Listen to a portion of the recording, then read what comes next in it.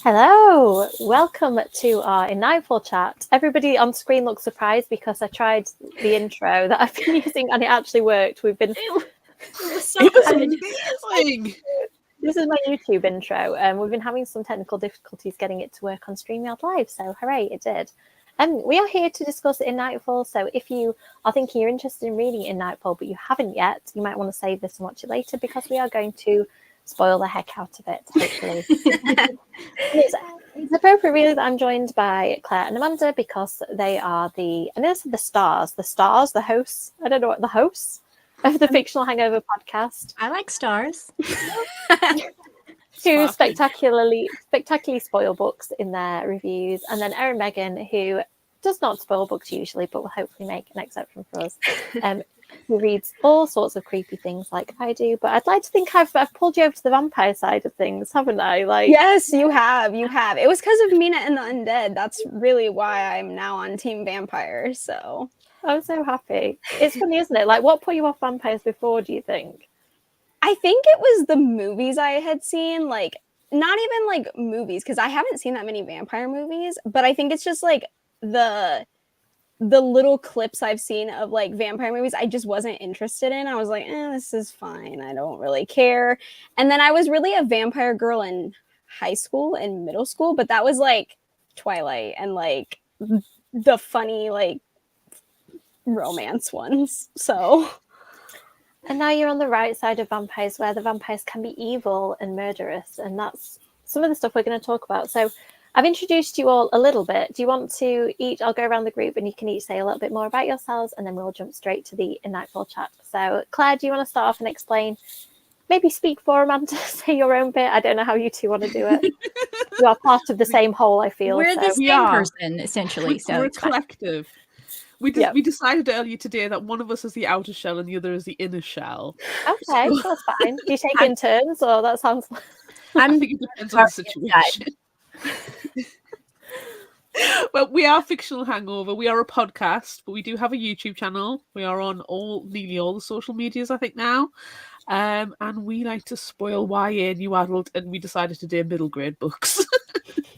As long as the graphic novels and the cute and adorable.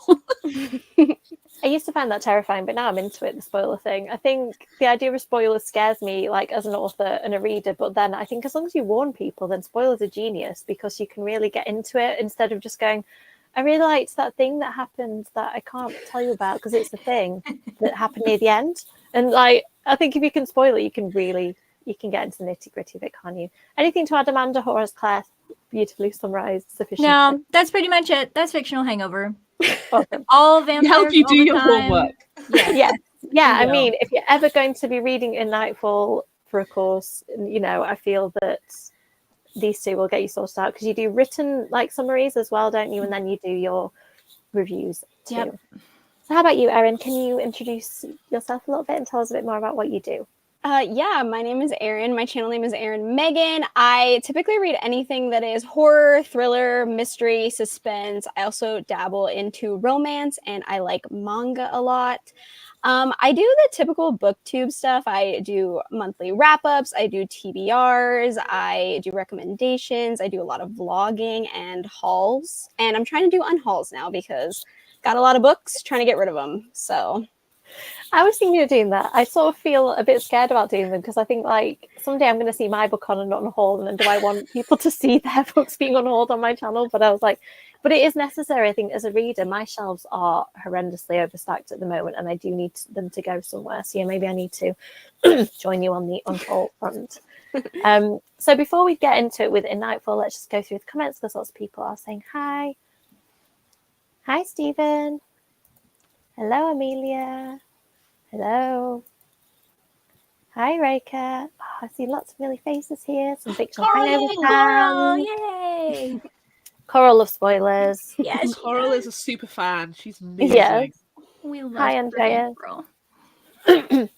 I am very glad. That's a good start. I don't want to be biased here, but I did really love this book as well. I think most people did, actually. Interestingly, it's one of the books that I keep getting tagged and people seem to be quite consistently enjoying it. So I'll be interested to see what you all think as well. All vampires all the time. Best tagline ever. Hello, Elena. Both wrong. Hi, Sharon. Are there vampire teeth tonight? Yeah. Always. I think the message Amanda sent me was vampire books are vampire teeth. Hello. Hello. But you're talking them so well. Like, literally, I've talked with other people, like Dawn. I'm in Dawn Kurtagich and I did a little talk together, and Dawn lasted about 2 minutes and then was like, hang on, teeth out. Like, you two do it so well. I don't know how. This I need is to know a what skill that has been developed over a long time, because when the first time I nearly had to spit them out and I was lisping terribly.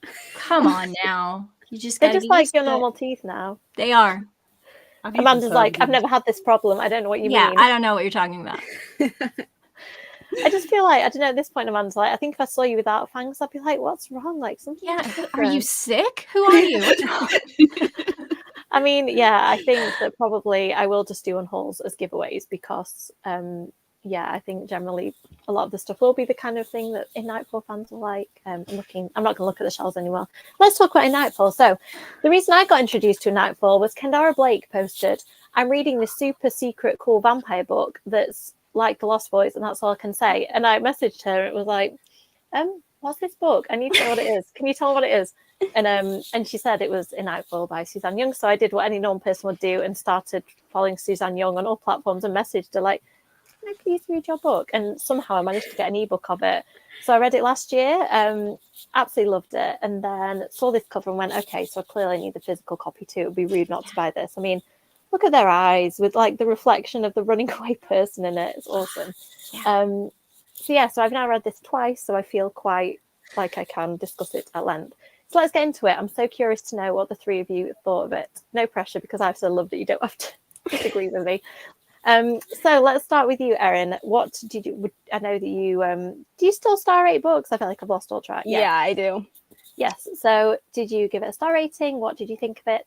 I think I finished it like just recently, but I think I'd probably give it a 3.5 for me personally. Okay. I did really enjoy a lot about the book, but I think for me, I was just waiting for more a lot of the time and I didn't get it. And so it was just a little bit like slow and I wanted a little bit more action in the middle. It just felt like it took a while to get started for me.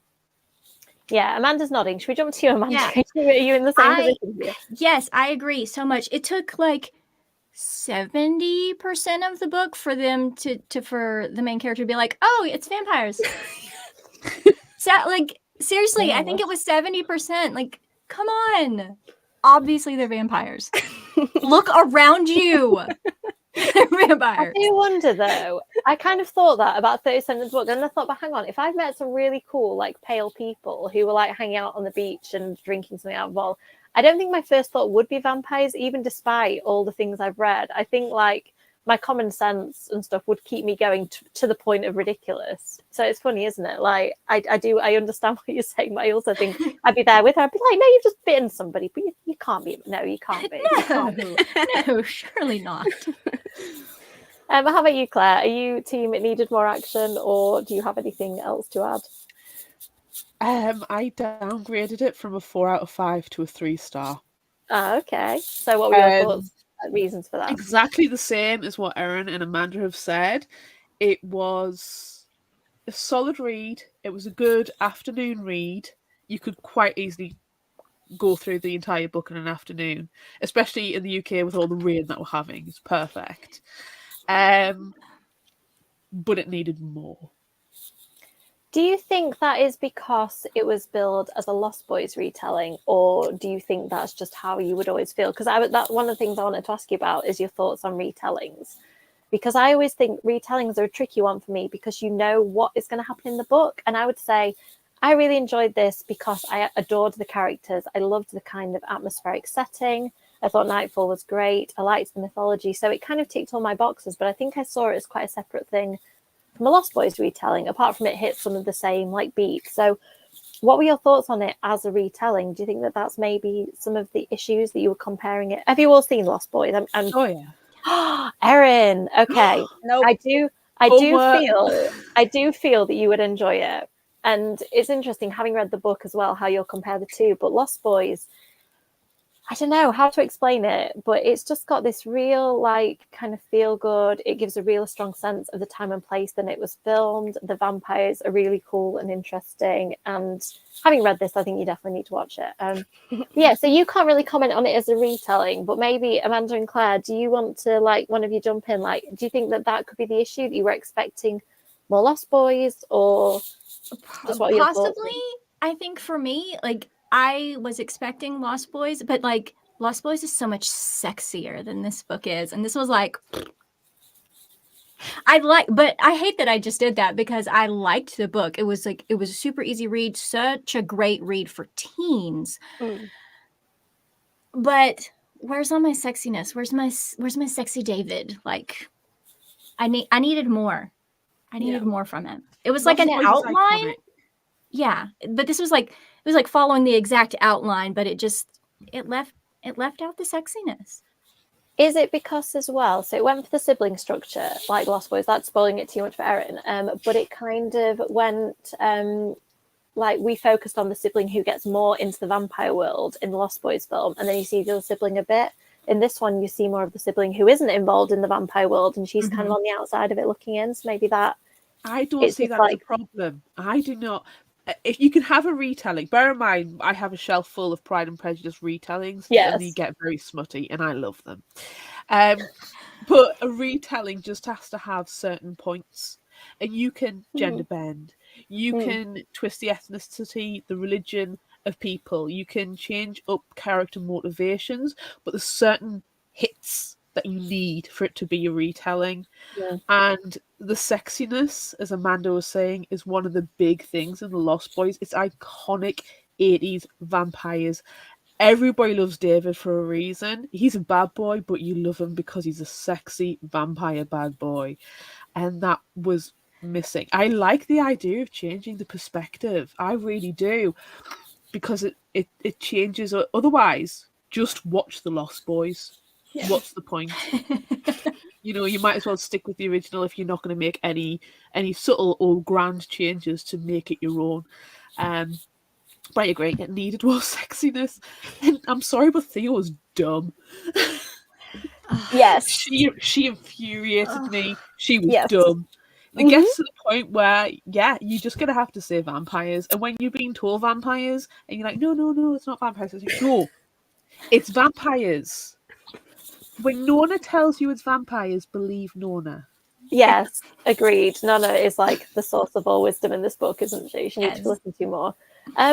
So on the point of the characters then, maybe that's given us a clue as to what our favourite characters are. Let's just pause actually. So be thinking about your favourite characters. I'm just going to pop to the comments and see what people are saying. I'm not going to unhaul my own book, don't worry. I do have 1,000 copies of it knocking around the house because like I ordered them like to sell on to people, and then I end up accidentally reading them and like bending them. So I go, that's a keep copy now. It's fine. And then I do it to another one. So there's quite a few, like, I probably do need to do a mean run haul, to be fair. Yes, agreed. See, it's so interesting, isn't it? We go from, like, I assume some people even less than 3 stars to 5 stars. And obviously it can give different people exactly what they want. Yeah, agreed. I thought the writing was really good as well. Excellent. Yeah, I think Sharon had a midway pause, went and watched The Lost Boys, so I think it did its job. So where do you where's the best? You're a fictional hangover everywhere, aren't you? If people want to find you. Yeah. So to spot the reviews, just look up fictional hangover on all the places and you'll find them. Fictionalhangover.com will direct you everywhere.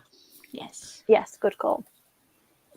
Yes, I mean, we have spoken, Erin. I'm really sorry, but I'll do it. I will do it. Oh my god, there's another one.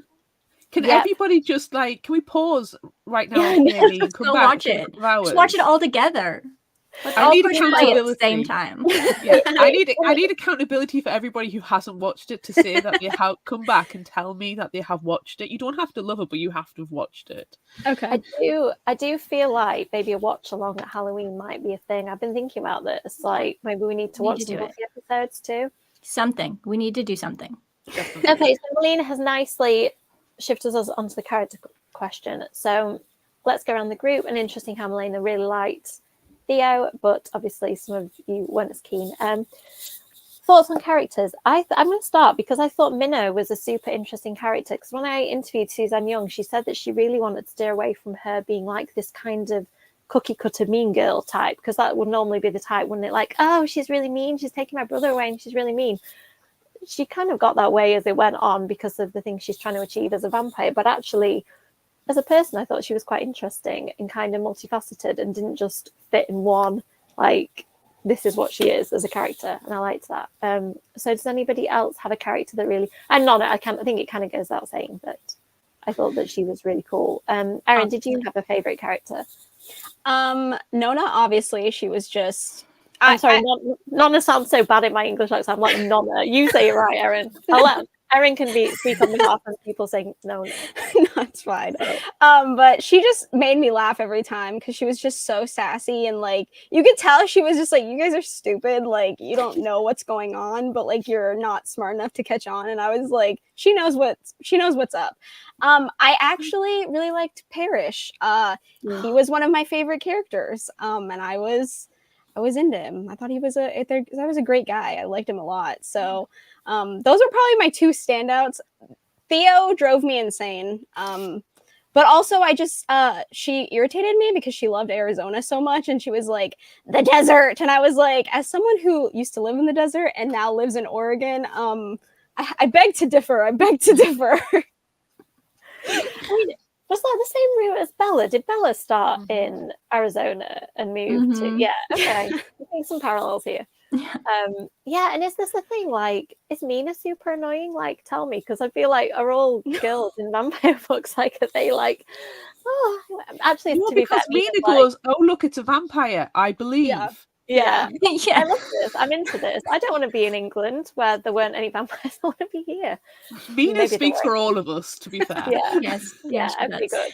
I was just wondering, like, does the main character in a vampire book? Because I'd say I thought Theo served a purpose, but she definitely did the YA girl thing. I think quite a bit, like not believing and stuff. How about you, Amanda? Did you have a different favorite character, the same favorite character as anyone? Well, obviously Nona is the winner.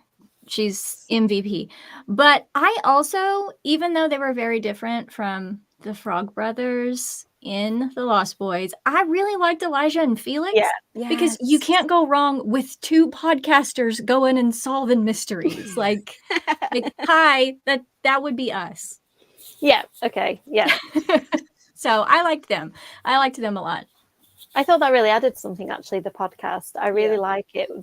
I didn't use the multimedia as such, but it kind of gave it that feel of this is what would happen in the real world if somebody thought vampires there. It's like, let's do a podcast. Yeah. Go and investigate. Where's episode 2, friend? Yeah, I know. Where is episode 2? Yeah.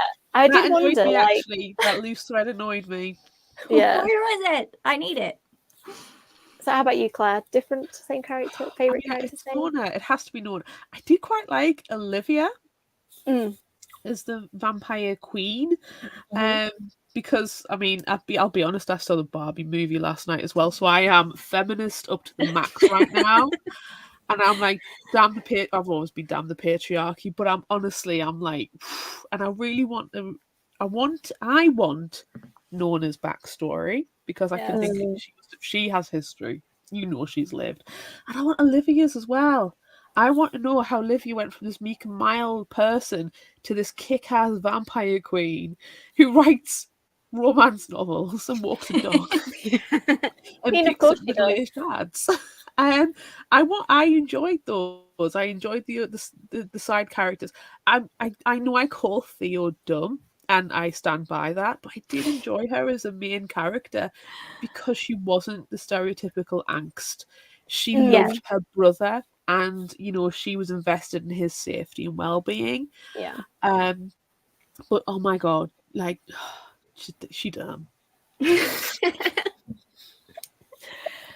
Okay, so on the subject of the adults in the book, because as you've drawn out, I think that the adult relationships were often what were like really keeping my interest. We don't see that many adults in YA because they quite often get in the way. In the Mina books, I worked really hard. They're in the third book quite a bit, but in the first two books, they weren't particularly useful, the parental adult characters anyway. So what were your thoughts on the kind of inclusion of adults? Because they cause problems as much as being a great plot device. I kind of want more adults in YA. It made me think a little bit. How about you, Claire? What thoughts on adults in this book and YA in general? I like adults in YA. Moxie comes to mind straight away, how the mum was really supportive. And she had, again, like no one or another, she's got a history, she's got a backstory. And as an adult reading YA, I'm invested in the adult's backstory as well and would like their YA telling. And I don't mind adults in YA, but this actually harkens to a conversation that me and Amanda had very recently about parents in YA. And we were reading a book, and the parents had this thing called communication. Oh, And wow. spent time, quality time, and showed love and affection to their children. And we were like, it's obviously not a YA book then. No, and I was just going to say those teenagers wouldn't have the lives that they have. Like, if Mina didn't have terrible parents, she wouldn't be going to New Orleans on her own. Like, I'm just going to stay with my teenage sister who's only just legal herself. Like, this is fine. My parents would have been like, sorry, you're 17, but, no, you're not moving to New Orleans. Like, just get that out of your head now. So it would have been like a half-page book. So I do think, the kind of supportive parent thing. I'm reading an adult book at the minute, Looking Glass Sounds by Catriona Ward, and it's pretty wild. I'm trying to wrap my head around what it's actually about so far, but the parents are very much YA parents. They're like, we're just going to argue. Can the teenagers just go somewhere that's not here, please, and like do dangerous things? That would be great. Thanks. But that's why the parents in this one were very different as well. The mom wasn't present physically, but she was trying to be emotionally present to her children, which was nice. And the dad wasn't all together there, because he's going through a massive trauma and being bewitched by the vampire queen. So I'm willing to, throw him a bone. Yeah, and also he was in like the Nightfall Thrall. I thought that was done really well, because I think in a lot of books it's really difficult, like say the Morganville vampires, there's this thing at the vampire town.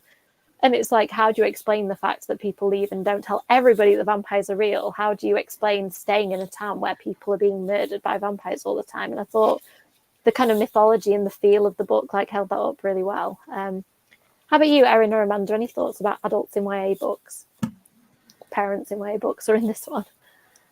I appreciated the fact that they went to live with their father instead of their mother, which is not really like the thing. So I appreciated that it was the father, and minus the thrall, he was a good dad. He was trying. Yeah. He was trying, but he was also trying to heal himself, which is okay. So I appreciated that the parents were both involved, but I just wish that we had known just a little bit. I say we, even though I'm talking about Theo, really. Like, I wish we would have known what we were getting into when we moved back home, until we, before we got to 70% of the book. How about you, Erin? Thoughts on the parent situation? No, I agree. We're moving to Vampire Central. No, I agree. I think it was so funny when you find out that the dad knows, and I was like, you brought them to a town. Are you doing? Like, that seems not smart, but all right, sure. I'm really happy you made that decision for your kids. Sure. But no, I liked the dad. I thought he was fine. I think my thing with parents in YA is I feel like most of the time they're just a hindrance. Like, I don't even want the kids to talk to their parents half the time, because you just know they're not going to believe them. And I'm just like, just don't tell them. Just don't even try. Like, it's just not worth it at this point in time. Like, just stop. Yeah, I don't know what my mum and dad would have done if I'd gone home and said, like, I think that there's a bunch of teenagers who are vampires and they're like murdering people. I think, but saying that though, this dad would have gone, oh yeah, I know, it's fine. But my parents would kind of maybe have said something a bit different. So on the subject of like the mystery and the thrall and stuff, like what did you think of like the vampires and their powers and stuff like that? And then how that connected to Nightfall and its its power. Like, Amanda, do you want to start us off? What did you think of the vampires and the mythology of this one? I mean, I love vampires all the time, obviously. But I thought the glamour was a little bit too powerful, I think. Because, Olivia is obviously, I mean, if you've watched The Lost Boys, Olivia is obviously the bad guy. She's the one running the show, secretly pulling all the strings. But like, how do you not know that? You're a completely different person on the outside. And I feel like that's just a little too unfair. It's the superhero thing, isn't it? Where you see Superman and what's his name, the big bad, General Zod, and they're hitting each other, and they just hit each other, and then they hit each other back because the power's too great, and there's no consequence for anyone. Right. I get that. But I do appreciate the flashes every now and again, and when we started using was it the Wolfsbane, and you could start to see some of their like creepy underneath. Like, I was there for that. Give me more of the creepy underneath. What do you look like underneath your beautiful dark skin and your like shaved head and your gorgeousness? What do you look like underneath there? Give me that creepiness. Yeah, and I thought it was interesting because there's vampire stuff where it is irreversible and you are a vampire once you are. This kind of went the Lost Boys way, where like you could go so far and then kind of come back if the master vampire was killed. So I quite like that, because in YA I think sometimes it's nice to have an out if you want that for some of the characters, and for them not to be completely doomed. How about you, Erin? What did you think? Because obviously you're a bit newer to the vampire thing than us. Like, what did you think of these vampires? Because I think they are quite different than the Dracula type vampire, maybe. They reminded me a lot of Vampire Diaries. I felt like there was a lot of like similarities, not the glamour. That was definitely different for me. But definitely like the using kind of their mind to get them to think what they wanted and like to forget certain things. That's definitely very Vampire Diaries, which I'm familiar with. So I felt like I knew a good decent bit about how these vampires operated.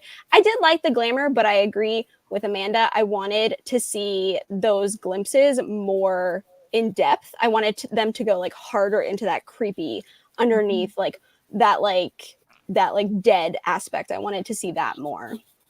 I absolutely loved the bits where like they drunk a bit of blood and Theo felt like she was losing it, and like, did I see a dead body? Did I not? I thought that was great. Like, that's the kind of thing I enjoyed. Amanda, are you? I am so mad at Theo for drinking from that flask when literally her brother did it, and like, look at him now. What is going on with your brother? He's completely like lost everything, and you're like, oh yeah, he just drank too much too fast. Well, here, let me have some. Like, no, stop it. Amanda, it's only sangria. It's fine. It's just. I mean, I do think of some of the stuff I did when I was a teenager. Like, I think peer pressure is very seductive if the cool kids are doing it. Like, I don't know. I'm with Theo on that. It's like, you want me to have some? Yeah, okay.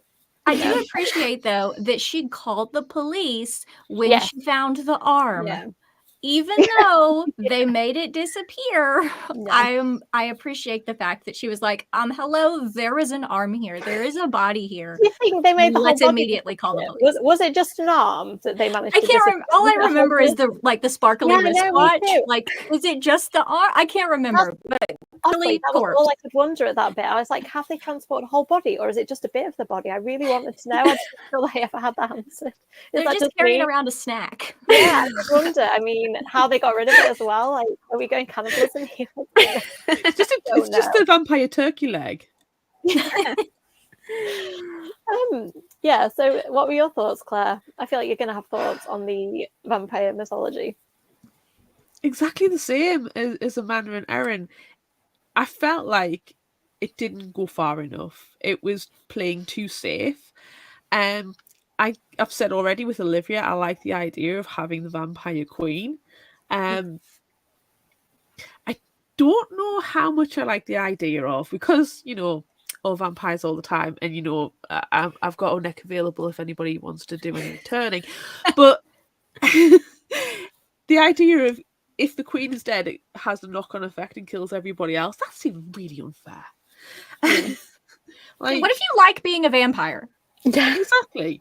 I like being a vampire, but my sire is, they've lived 2,000 years, they're done and dusted, they can't be bothered anymore.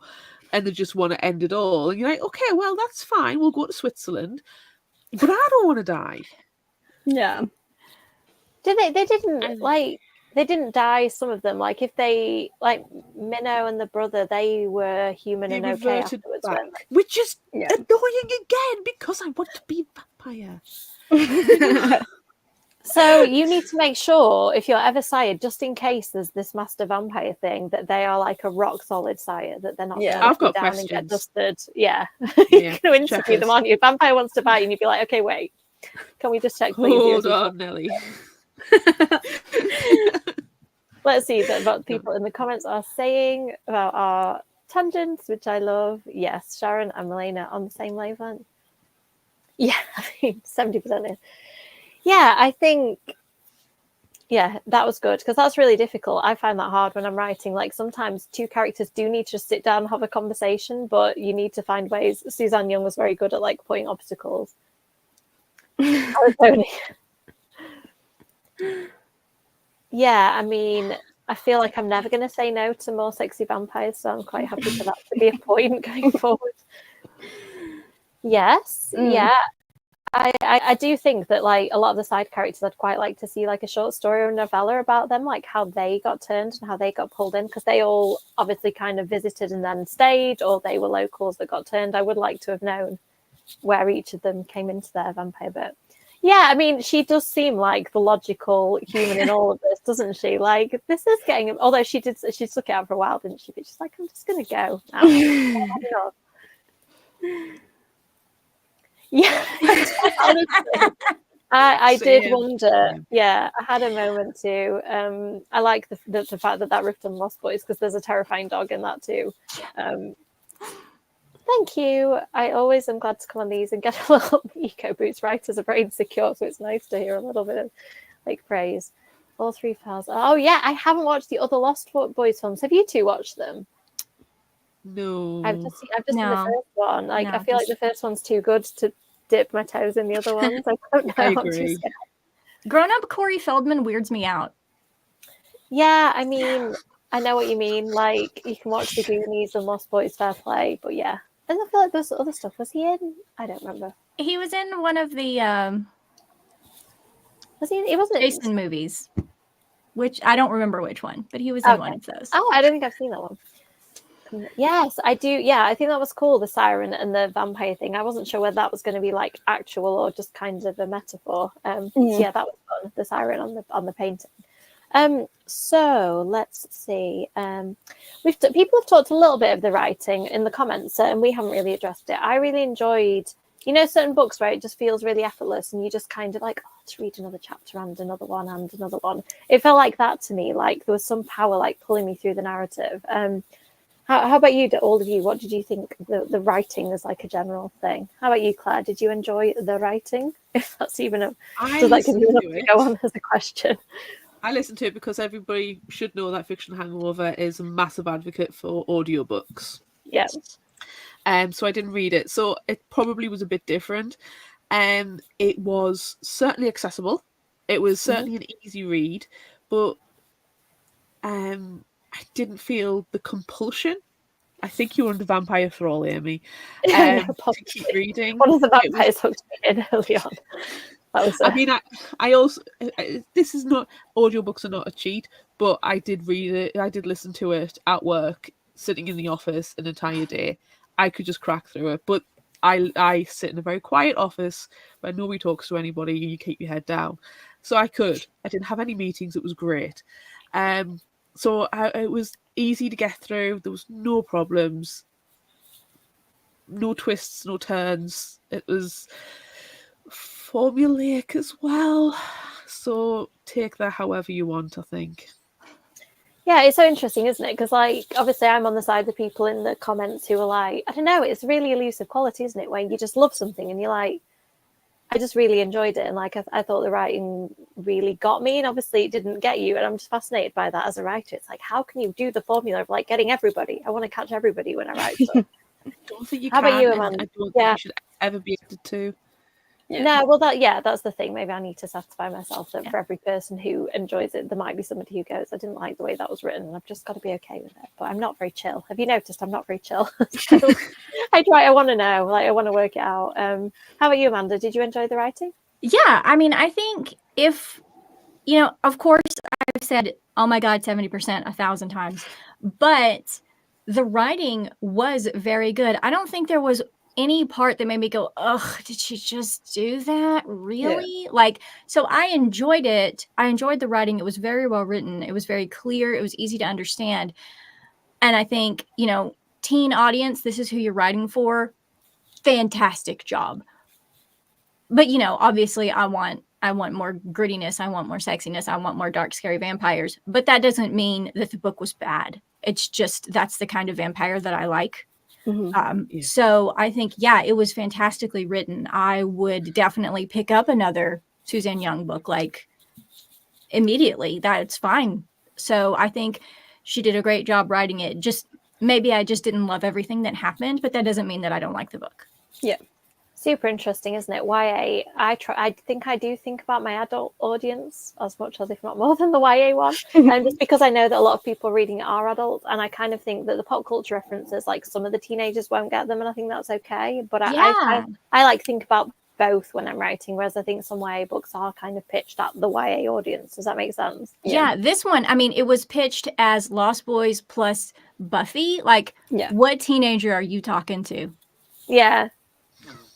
You're talking to the, 35 to 45-year-old crowd right there with Buffy and Lost Boys, which is fine because maybe they're really cool and they have teen children who will be like, oh my God, this book is my childhood. You need to read it. And then you've got more Buffy and Lost Boys fans. So I have to say, I do love it. I love it if I get tweeted by a mum or a teenager that say that they've both read it, my books, and really enjoy it. I'm like, yes, I feel like I've achieved something at that moment. How about you, Erin? Because I know you don't read as much YA. Like, what did you think of the writing in this one? Like, as a YA book, as not being a huge YA reader. Yeah, so I actually agree with Amanda. I liked it. I thought it was very easy, very quick. It wasn't hard to, like, think about. It was just something that you could pick up, get through, and it was fun. It was enjoyable.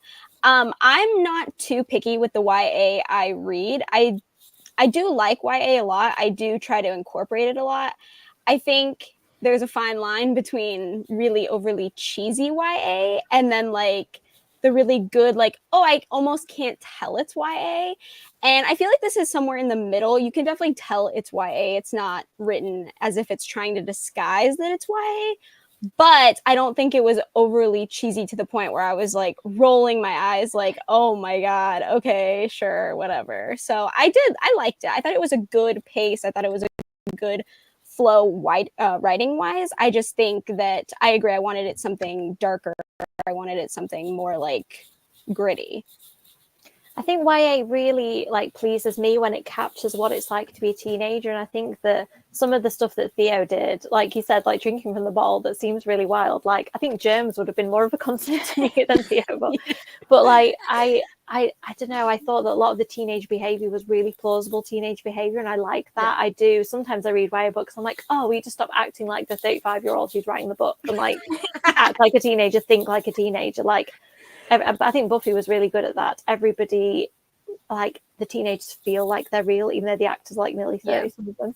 I appreciated the fact that she couldn't drive. Yes. Who couldn't drive. And I was like, yes, she's never needed to.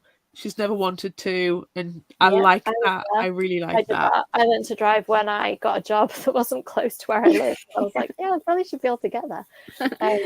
I like that. I love it when there's a moment where a teenager's like, yes, they're a real teenager. Like, they don't have a really expensive car inexplicably that they can pay for all the petrol and stuff. Like, I like that. So did you have any really memorable parts of the book where you were like, yes? Because for me, I think it is the podcast. Like, if you say, right, quick, think of something, like, it was the stuff to do with the podcasters, like the party at their house, listening to the podcast and being like, oh, that's creepy. Yeah, maybe I shouldn't be here. Like, I thought that the book really, like, kind of blossomed when that was happening. So how about you? If I say quick favorite bit, like, is there a bit or a moment where you're like, yes, that, like, this did it for me? Like, what was that for you? Claire's nodding. I'm going to go Claire while the other two are thinking, like, was there a The moment? body freezer. The body Yeah. freezer in the ice cream parlour. Loved it. Best bit in the really entire good place. Really good place to keep bodies. I did think that, Yeah. like, not for personal use, but for like writing purposes. I was like, yeah, ice cream shop, frozen, got it. And also like a little bit of a Goonies thing. Like, do you remember the body in the freezer in the Goonies? Like, Yes. where Chunk's like talking about all the ice cream flavors, everything else was like, dead body.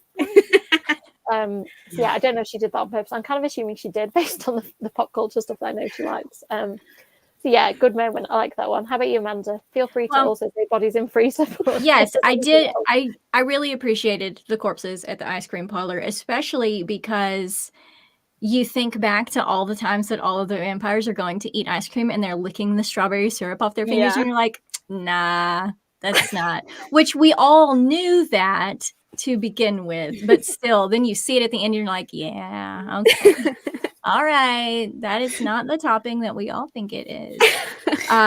But I also appreciate Nona showing up with like steaks in her handbag. Oh yeah. Here we are.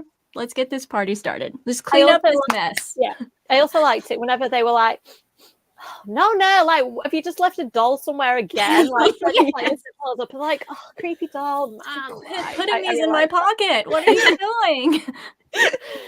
She's got a crafting hobby. Leave her alone. Yeah, I know. Like, it does seem like a very grandma thing to do. Like, here's a doll. Like, here's some pocket money and a doll. One of my grandmas totally would have done that. Get yourself some ice cream. Yeah, my nana would have definitely given me smelly dolls, and I'd have been like, oh, I love them, thanks. You actually saved my life. Oh, good. How about you, Erin? Did you have like a moment where you're like, yes, more of this? I actually really liked when Thea woke up to Marco standing over her bed, and then when she looked outside, the girls were just kind of like looking at her and being like, hi, and I was like, are you not concerned? Because that would scare the crap out of me. So I think she did start to get some slight alarm bells at that moment, luckily. But yeah, I think all of those are good moments. 70% dead.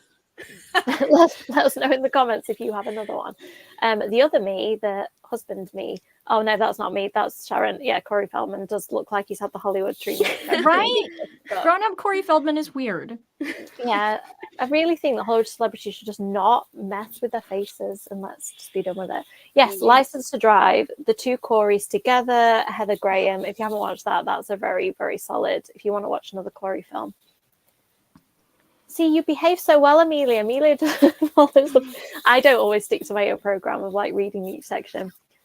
Yeah, that's cool. I like the idea of reading it in sections. For some books, I think that works really well. For the next one, You're Not Supposed to Die Tonight, I am thinking of cheating and reading a bit more because it's so short. I'm like, I've read the first quote, but I might just read the rest of it. And then like still do my posts every week. Yes, agreed. It's tricky, isn't it? Because if it had come earlier, like, what would the rest of the book have been? Like, I think it would have just had to have gone in a completely different direction. So it's hard to say, isn't it? Like, it was obviously a deliberate choice. Okay, the other me has helpfully chosen the 6 winners. So if you entered by posting pics on social media or chatting in the comments, then you have got a book plate from Suzanne Young. She hasn't sent me them yet. They're on the way. So possibly Hara, Sharon, Amelia, Stephen, Carol, and Reika, you all need, some of you might have already sent me your addresses, but please send me them again because I always delete them. Yeah, I mean, that was a real Lost Boys moment for me. Like, there's a bit in Lost Boys, again, I won't spoil if people haven't watched it, but there's a ridiculous scene in the house of like a sequence of deaths that are just ridiculous. And I could have done with a few more of those because the glass thing was very Lost Boys. It was like, yes, that's like, yeah, really good choice there. Yay. So yeah, get in touch with me on any of the social media. Oh, sorry, I just clicked on that again. You are welcome. Okay, so we're coming to the end of the questions that I had come up with. So I know we talked vampire recommendations last time when we talked about the Lost Girls. I feel like at this point you're kind of my go-to people for vampire books. Do you have any more recommendations of vampire books? I'm trying to remember what I recommended last time, so I'll jump somebody else and then I'll try and think of something new. Anybody have a recommendation that they want to jump in with? It doesn't have to be a vampire book, just a book with similar vibes. Amanda has Yes. Okay. Let's go with either. Yes. Okay. Amanda, do you want to start? Tell us about the book in your hand. Yeah, of course. I mean, you can't go wrong with Kendara Blake. She's been on the podcast 100,000 times, and we love her so much. So you can't go wrong with her Buffy stories. I mean, this is, you know, it's pretty new. There are 2 of them out so far, and they're both really, really fantastic. But it's just a continuation of Buffy's world. And if this book that we're talking about now is described as Lost Boys plus Buffy, I mean, Buffy. Yes. Right here in every generation. Kendara Blake, it's fantastic. And the second one is also really, really good. It's behind me. One Girl in All the World. So good. They're so good. There are a few people that I would like accept writing a Buffy book and that not be me. Like I think if it's Kendara Blake, I'm like, okay, I will let her have it because she does love Buffy as much as I do. Yeah. And it's really like authentic feeling. It just feels like a genuine extension of the Buffyverse, like the dialogue and the plots and everything are really, really good. Kendara is such a good author. I love her so much.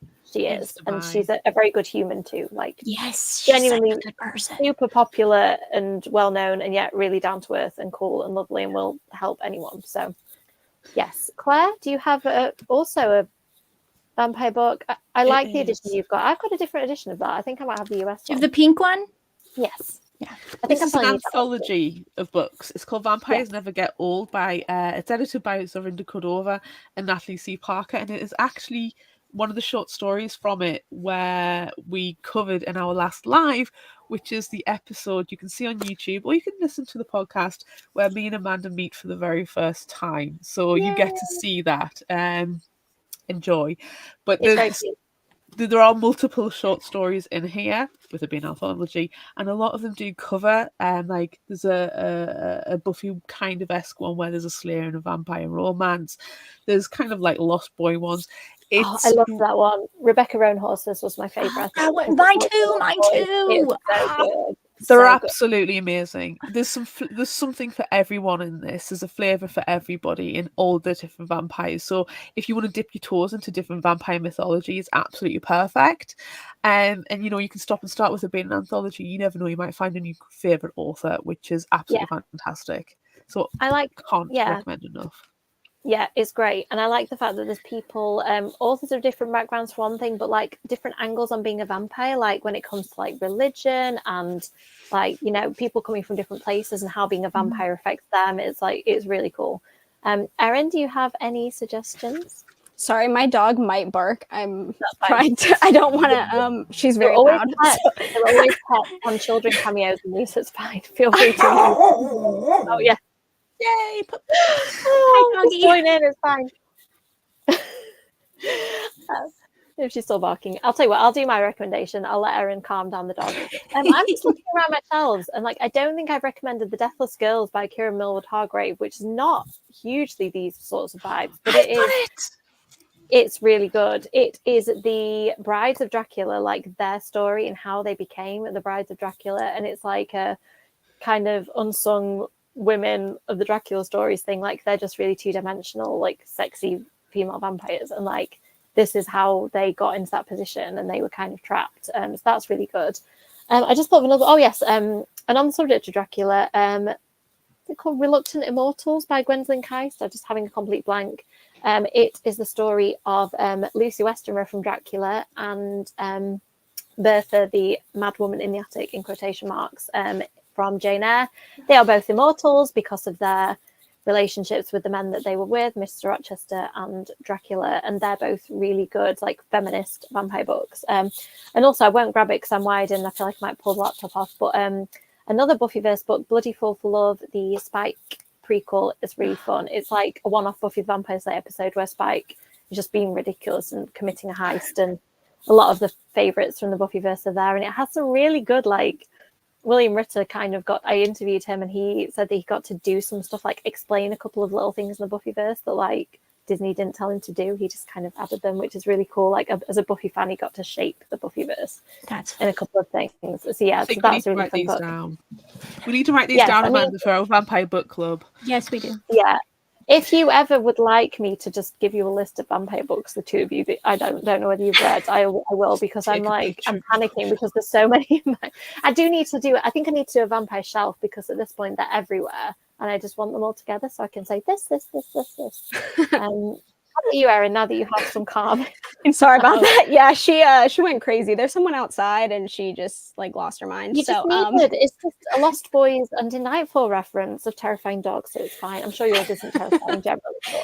She might be to other people, yes. She might be a little scary. Sure, her bark is very ferocious, but she's no bite. She's all love. She just likes to pretend she's scarier than she is. So, my my recommendation is not vampire. I'm so sorry. I don't have as much in my repertoire as I should.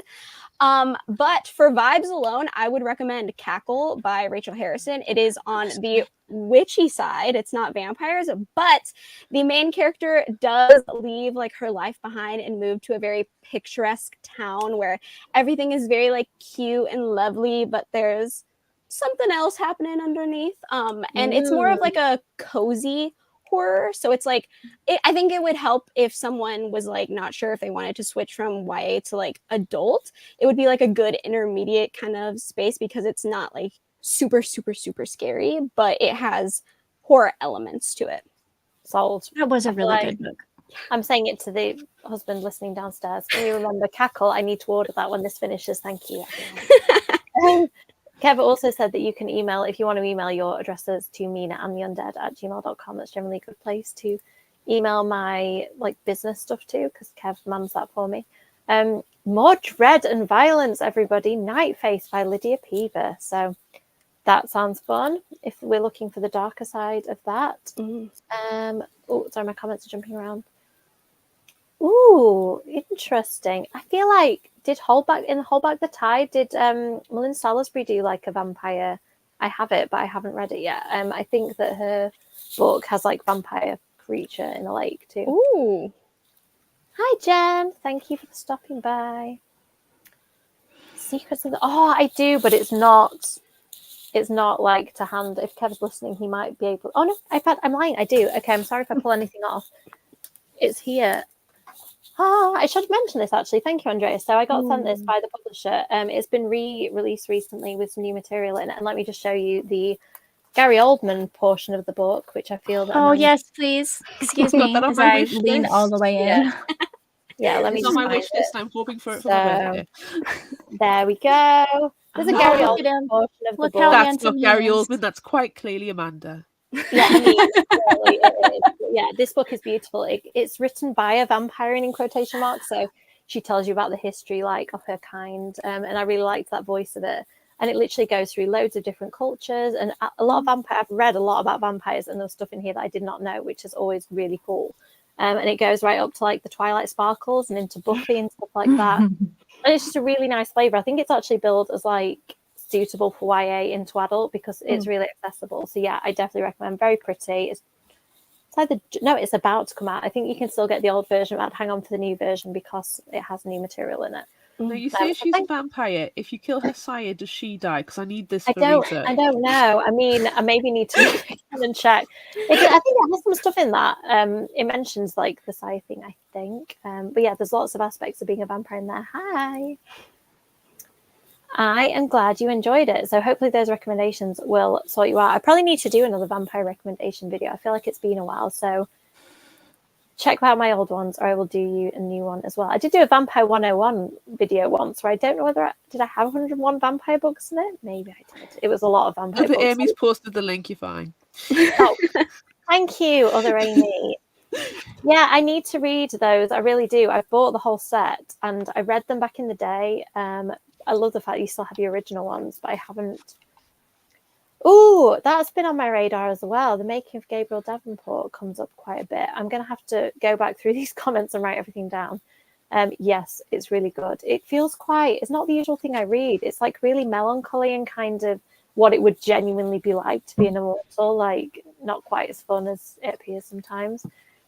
Yes, I absolutely love Interview the Vampire. The other ones I found like a little bit less accessible, but I'm so obsessed with Interview the Vampire. I've read that loads of times, love the film.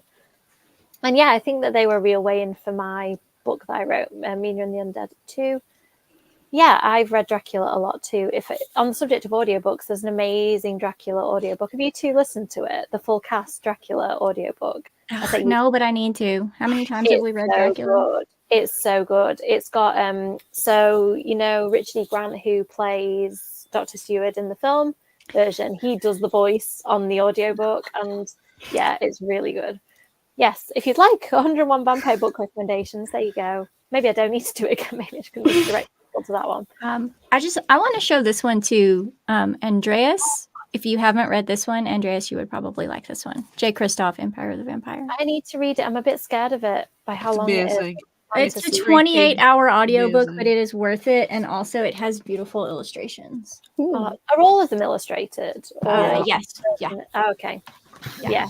Feels slightly more tempting. I love. Oh, sorry. Get a really sexy version that comes in a box. Oh, yeah. I'll get those. That's nice. That's very nice. I haven't seen Vamp. Have you? Any of you seen Vamp? Interesting. This sounds familiar. Okay. Like scarred, as in we need to read it, or scarred like we should never? I'm really curious, Reka, please. I'm pretty sure that author writes like smutty books. Yes, the sauciest of yeah. the saucy. Yeah. You said I just need to write that one down. Go for it. Reka, please qualify. Is that what we... Yes, I'm going to have to at some point. And in case anybody needs it again, Amanda is the sexiest like Gary Oldman I've ever seen. It's really confusing for me. Look at Amanda dressed as Gary Oldman. It really is. Thank you for always sharing that. Just I honestly infinitely. like sometimes watch it to amuse myself. Like if I need a little opinion, you have to watch the film to really appreciate it. But she just does this really like serious, straight face Gary Oldman. And she just pops up. And I wish I was there when you're filming it too. I would have loved to be like a person on the street, just like, what is that woman dressed as a man in the bushes doing? Why is she asking people to see her? That's just really wrong.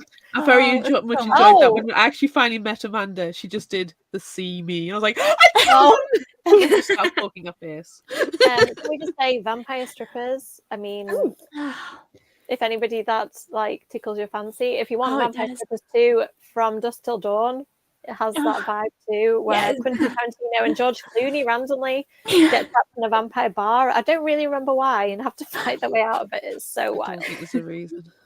I mean, if you haven't written it down already, Claire, maybe you need to, because 90% smut. Yeah, that's a fair endorsement. I'm a little scared of that. I think 90% might be too much for me. I can cope with a solid 20 before I start blushing too much. Like I write YA, so... Yeah, I haven't read that much. True Blood is about as smutty as I get, and that's quite mild, I think, on the... Occasionally, though, it has a moment where you're like, ooh, that's descriptive, and it just catches you by surprise. You're welcome. I hope you love it. And as always, if you want more recommendations, feel free to seek all of us out on social media, because we're all obviously very into the stuff we read. We're bringing Erin over to the dark side of vampire books. Amanda, Claire, and I can obviously already hook you up with the vampires, and then Erin, you have such an eclectic taste. I feel like I could say to you, like, can you give me like a book with like something with tentacles? And you'd be like, yes, like a tentacle book, or like Under the Sea. Yep. And Darcy Coates probably will have written one of them, because she's like written everything now, hasn't she? Yeah, it's pretty much. Yeah, I have Erin to thank for like introducing me to Darcy Coates. I was like, oh. What was the one I read recently? Was it The Haunting of Ashburn House? The really, really good one. Oh, I love Haunting of Ashburn. That one's so good. I mean, I'm kind of biased though. I think most of her books are really, really good. So I don't know. Well, she's really versatile. Like the ones I've read, like I absolutely love them. More, I still appreciate the ones that don't like hit as hard for me. Yeah. But yeah, so definitely, if you want to check out some Darcy Coates, Erin about that, talk to any of us about books, anywhere we are. That brings us to the end of our In Nightfall chat. Just a reminder that we are reading You're Not Supposed to Die Tonight this month. If you want to join us, the Y Book Club. It's super short. And look at this. If you're in the UK, it's gorgeous. The blood dripping edition. So jealous. I should have bought it when I was there. I held it in my hand and was like, nah, it's Do you want me to send you a copy, Amanda? I'll send you a copy. Yeah, you probably should. I'll next time I'll see it. I'll pick it up for you. Thank you. If you struggle, Claire, I think they've got them in my local, so let me know and I will sort you out. I'll get it on Click and Collect in about 5 minutes. Excellent. Thank you, the three of you, as ever, for coming on and chatting books. I really appreciate it. Thank you, everybody in the comments. It's been great, interesting to chat about a book that some people have really loved and some people have been more sex and blood, please. Yeah, always nice to talk vampire books, and we will be back similar time next month to talk about the book I just mentioned. I am in the process of organising a giveaway with the author, hopefully, so there should be some goodies from her as well. So I think that's it. Everything I want to say. Kev's not prompting me in the comments I've forgotten anything, so I think they're all good. So I'll be doing sprints next Thursday if you want to join me for that. And as always, you can reach out on social media to any of us. So thank you for watching, and we will catch up with you soon. Bye.